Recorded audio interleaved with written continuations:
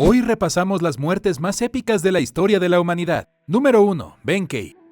Comenzamos este video con la historia del mejor compañero de la historia de la humanidad. Es una noche oscura en el Japón del siglo XVI y un monje budista llamado Benkei deambula por las calles de Kioto. Con una gran cantidad de templos repartidos por la ciudad, los monjes son una visión común, pero este hombre es diferente. Con 3 metros de altura supera a todos los que lo rodean y lleva un arma, un cruce entre una espada y una lanza larga llamada naginata. Su rostro tiene la vibra de alguien que está a la caza, más de alguien que busca la iluminación, y resulta que esa noche estaba cazando a su última víctima. Benkei era en realidad un Sohei, un monje guerrero entrenado y curtido en combate. A través de sus encuentros con samuráis decidió que eran una clase arrogante, indigna de su estatus en la sociedad. El mundo sería un lugar mejor con menos de ellos alrededor y esto lo llevó a una sangrienta búsqueda para batirse en duelo y derrotar a 1000 samuráis, tomando sus espadas como trofeos. En este punto había recolectado 999 espadas y esa noche estaba afuera buscando su duelo final. Mientras caminaba por el santuario Gojotenjin, Benkei escucha el sonido de una flauta y al mirar quién la tocaba encuentra un pequeño y delgado samurái. Alrededor de la cintura del hombre hay una hermosa katana dorada, la pieza perfecta para finalizar la colección de espadas de Benkei. Inmediatamente desafía a este samurái a duelo. El hombrecito guarda su flauta y sorprendentemente acepta pelear. Los dos hombres caminan juntos hasta el puente Gojo y sacan sus armas. Lleno de confianza, Benkei se apresura, pero a pesar de superar al samurái, Benkei es rápidamente derrotado. En lugar de quitarse la vida, el samurái simplemente se da la vuelta y se aleja. Benkei se sorprende y se queda incrédulo. En los días siguientes estos sentimientos se convierten en ira y frustración. ¿Cómo podría perder contra este pequeño samurái? Había derrotado a hombres mucho más grandes en el pasado. Decide acechar los terrenos del templo Kiyomizu-dera, esperando que el samurái aparezca para vengarse. Finalmente él aparece y Benkei inmediatamente lo desafía a otro duelo.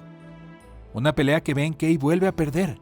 Humillado se inclina, derrotado, y le dice a este samurái que abandonará su vida como un monje y en cambio lo seguirá como un sirviente. El samurái resulta ser Minamoto no Yoshitsune del legendario clan Minamoto. Está de acuerdo. Benkei se une a él en sus aventuras y los dos se vuelven inseparables. Luego se unen a los medio hermanos de Yoshitsune y luchan en la guerra Genpei contra los poderosos Taira, un clan que había matado al padre de Yoshitsune cuando era solo un bebé. Después de 5 años de lucha, el clan Minamoto sale victorioso y un hermano de Yoshitsune, Yoritomo, se convierte en shogun. El fin de la guerra de Genpei tuvo una consecuencia no deseada. Sin un enemigo común, los celos y las sospechas pronto vuelven a los hermanos entre sí y a Yoshitsune y a Benkei se encuentran huyendo siendo perseguidos por Yoritomo y sus hombres. Finalmente encuentran protección bajo otro clan llamado Fujiwara y la pareja pasa algunos años en relativa paz en sus dominios. Al final esto no duró ya que con mucha presión y probablemente muchos sobornos, Yoritomo finalmente convence a Fujiwara de que se vuelva contra su hermano. Fujiwara no Hidehira, el hombre que una vez fue su protector, los traiciona y el 15 de junio de 1189, en la batalla de Koromogawa, Yoshitsune y Benkei se encuentran atrapados y superados en número 5-1 con 500 hombres de Fujiwara rodeando la posición de su castillo. Las fuerzas chocan y los hombres de Yoshitsune hacen un esfuerzo heroico. Benkei en particular es un demonio en el campo de batalla, que aplasta enemigos que en promedio son más de un pie más bajos que él. Pero a pesar de sus esfuerzos, los hombres de Yoshitsune caen. Con solo un puñado de criados restantes, Yoshitsune se da cuenta de que la batalla está perdida. Se vuelve hacia Benkei y le dice que planea cometer seppuku dentro del castillo. Necesitará tiempo para prepararse y Benkei comprende la tarea. Camina hacia el puente que sirve como única entrada al castillo y se enfrenta solo al ejército de Fujiwara. Fujiwara carga hacia él y oleada tras oleada de sus hombres van contra Benkei. Los corta uno tras otro, ninguno puede superarlo. En algunas historias se dice que él solo mató a 300 soldados en ese puente. Benkei permanece estoicamente detrás de una pila de guerreros Fujiwara fallecidos, haciendo señas a más hombres para que crucen, y a pesar de las órdenes de hacerlo, ninguno de los hombres de Fujiwara responde a su llamada. Todos saben que pisar el puente era una sentencia de muerte. Fujiwara se da cuenta de que sus hombres ahora tienen demasiado miedo para atacar a Benkei de frente cuando llama a sus arqueros. Los arqueros sueltan una ráfaga de flechas que encuentran su objetivo en el pecho de Benkei, pero no pasa nada. Benkei no se inmuta.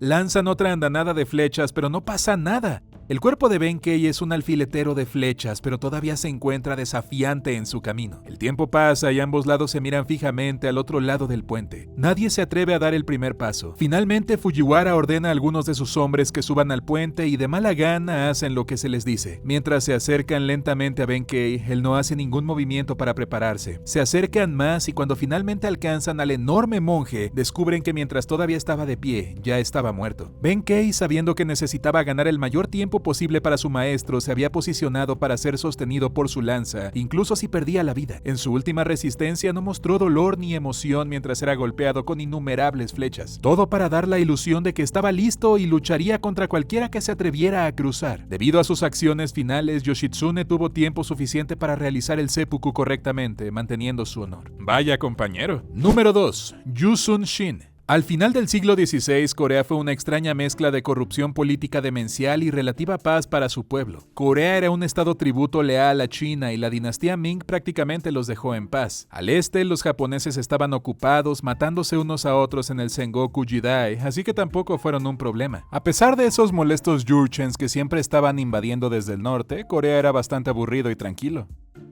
El estilo de vida aburrido y sin guerras llevó a muchos hombres a elegir seguir carreras como académicos y funcionarios gubernamentales, ya que ahora era la mejor estrategia para ganar poder e influencia. Esto condujo a una clase política hinchada y corrupta y a un ejército bastante débil.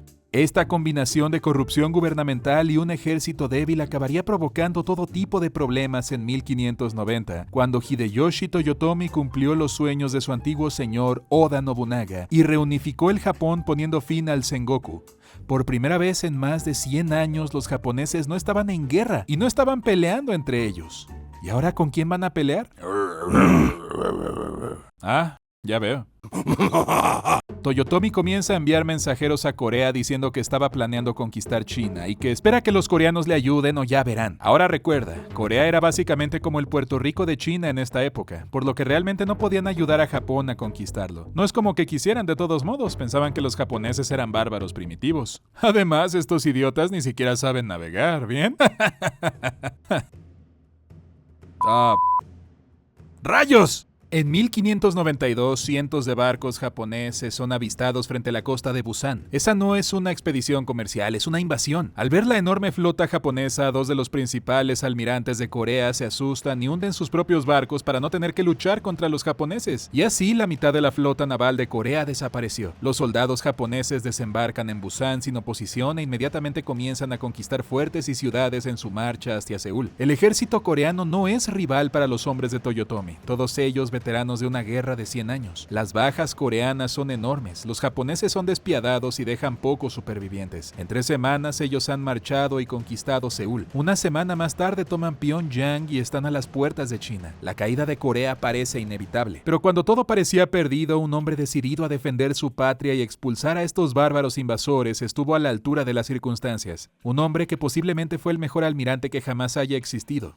Su nombre era Yi Sun-shin. La historia de Yi Sun-shin es bastante interesante porque a diferencia de la mayoría de los héroes, las élites en ese momento no le agradaban. De hecho, en cierto modo lo odiaban, pero por las razones equivocadas. Básicamente, al principio de su carrera militar era tan bueno inspirando a otros hombres y llevándolos a la victoria que, en comparación, hacía quedar mal a todos los que le rodeaban. Recuerda, la corrupción fue un gran problema en ese tiempo. Entonces, por celos, un general lo acusa falsamente de desertar del ejército en la batalla y el rey lo cree. Él despoja a Yi de su rango, lo encarcela y lo tortura. Esta experiencia probablemente haría que la mayoría de los hombres abandonaran el ejército por completo, pero Yi finalmente fue liberado y logró ascender en las filas hasta comandar una pequeña flota de barcos al comienzo de la invasión japonesa. Ahora bien, a pesar de que los coreanos eran una absoluta basura en la pelea, al comienzo de esta guerra tenían una gran ventaja sobre los japoneses. Por pelear tanto con piratas, habían desarrollado unos barcos llamados Panoxeon y más tarde el barco Tortuga, que fue diseñado específicamente para combatir las tácticas navales japonesas. Mira, los japoneses no estaban acostumbrados a luchar en el mar, por lo que básicamente se apegaron a lo que eran buenos, el combate a corta distancia. Su estrategia consistía en disparar a la gente con sus rifles y abordar otros barcos y enfrentarlos con espadas y lanzas.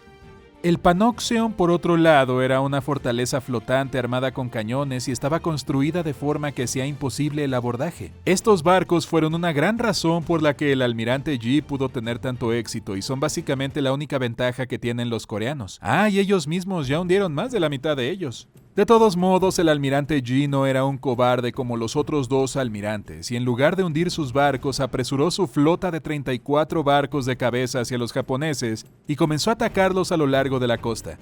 En solo unas pocas semanas, utilizando tácticas para incitar a los japoneses a navegar hacia posiciones vulnerables, él solo logra hundir más de 200 barcos sin pérdidas propias. Batalla tras batalla los superan ampliamente en número, pero siempre sale victorioso. Yi es el brillante trozo de purpurina incrustado en la basofia que es el ejército coreano, y para finales del año había hundido 350 barcos japoneses. Los esfuerzos de Yi, junto con la ayuda de refuerzos chinos, permitieron a los coreanos expulsar a los soldados japoneses hasta Busan, y al final del siglo, la guerra entró en un punto muerto tanto con chinos como con japoneses. Entonces todo iba bastante bien para Yi, pero ¿recuerdas a los dos almirantes que hundieron sus propios barcos al comienzo de la guerra? Bueno, uno de ellos era llamado Won Yun, y estaba tan celoso que comienza a hablar basura de él con el rey todos los días, y cuando las conversaciones de paz con China fracasan y Toyotomi contraataca, Yun acusa al almirante Yi de traidor, y el rey está de acuerdo.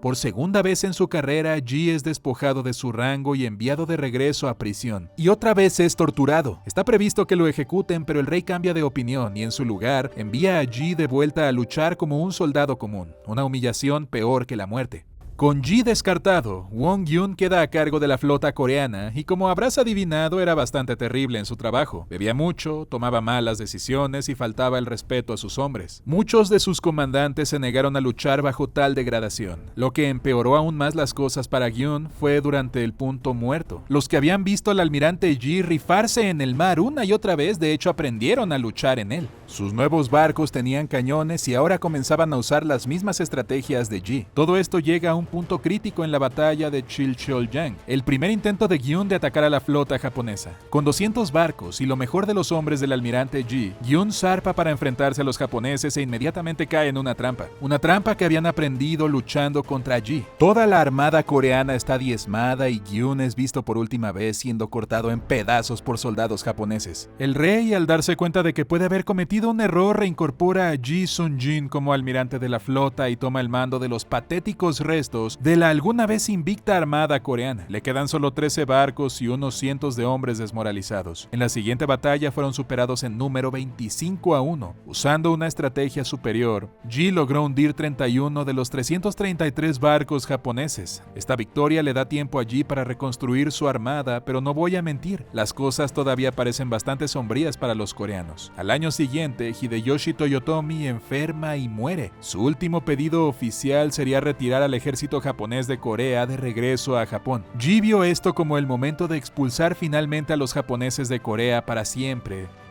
En la batalla decisiva de Noryang, Ji toma su posición en lo alto de su buque insignia con su hijo y sobrino y comienza a guiar a la flota con un tambor. El barco del almirante Ji lidera la carga y él personalmente elimina 10 barcos japoneses. Los japoneses están en plena retirada y Ji toca su tambor con intensidad. La victoria está a su alcance. Después de 7 años, Corea finalmente será libre, pero de repente una bala de mosquete japonesa lo alcanza en la axila. Se da cuenta de que la herida es fatal. Se vuelve hacia su hijo y su sobrino y les dice: la guerra está en su apogeo. Usen mi armadura y toquen mis tambores de guerra. No anuncien mi muerte. Su hijo y sobrino rápidamente llevan su cuerpo debajo de la cubierta y su sobrino, vestido con la armadura de su tío, regresa a su posición y sigue tocando el tambor. Los hombres de Ji continúan luchando y los coreanos expulsan a los japoneses de Corea para siempre. Invicto en la batalla, Ji muere bajo cubierta, escuchando el sonido de su tambor, sabiendo que su tierra natal finalmente era libre. Número 3. Ben el Salomon. Por lo general cubrimos historias de épocas más antiguas en este canal, pero esta historia de la Segunda Guerra Mundial sin lugar a dudas pertenece a esta lista. Esta es la última resistencia de un dentista convertido en médico de campo que eliminó a 98 soldados japoneses antes de caer en batalla. Ben el Salomon fue reclutado por el ejército de los Estados Unidos en 1940, solo 3 años después de graduarse de odontología. Salomon demostró ser un soldado modelo y demostró ser muy hábil tanto con el rifle como con la pistola. Rápidamente fue ascendido, primero a teniente y luego a capitán en 1944, sirviendo como oficial dental en el Regimiento 105. En junio de 1944, Salomon y el 105 fueron desplegados en combate activo en Saipán. Los combates en el Pacífico fueron terriblemente sangrientos, y con tantos soldados con problemas mucho más urgentes que una endodoncia, Salomon se ofreció como voluntario para ser cirujano de campaña. En julio, tanto los estadounidenses como los japoneses habían sufrido numerosas bajas y las tropas japonesas que quedaban en la isla se dieron cuenta de que no había camino hacia la victoria. Se decidieron por una carga final Banzai, una misión con el único objetivo de matar a tantos soldados estadounidenses como fuera posible sin ningún plan de regreso. Temprano en la mañana del 7 de julio de 1944, los 4,000 soldados japoneses restantes comenzaron su ataque final. La tienda de campaña de Salomon se colocó a solo 50 metros detrás de las trincheras delanteras y en solo cuestión de minutos estaba llena de heridos. Hizo todo lo posible para atender a los heridos, pero los japoneses pronto atravesaron las líneas del frente. Fuera de su tienda había un soldado japonés clavando su bayoneta en un soldado herido. Enfurecido, Salomon tomó el rifle de uno de sus pacientes y disparó contra el japonés que lo mató. De repente, 2 soldados japoneses más aparecieron en la tienda de Salomon y él les disparó, eliminándolos también. Como zombies, 4 soldados enemigos más se arrastraron hacia la tienda por todos lados, y Salomon eliminó a 2 con su rifle y a otro con su bayoneta. Hirió a un enemigo con la culata de su pistola y un soldado más lo eliminó. Al darse cuenta de que la situación solo empeoraba, Salomon ordenó a sus médicos que evacuaran a todos los heridos. Él se quedaría atrás para darles cobertura y poder retirarse. Salomon agarró un rifle y se unió al frente. Vio a 4 hombres que manejaban una ametralladora caer ante el fuego enemigo. Corrió hacia el arma y la disparó él mismo, rafagueando a los soldados japoneses. Continuó luchando desde esa posición hasta que finalmente fue invadido por soldados enemigos. El cuerpo de infantería americano regresó para buscar sobrevivientes. Días después, el cuerpo de Salomon fue encontrado junto a los restos de 98 soldados japoneses apilados, y su cuerpo tenía 76 balazos y muchas heridas de bayoneta que sufrió antes de morir.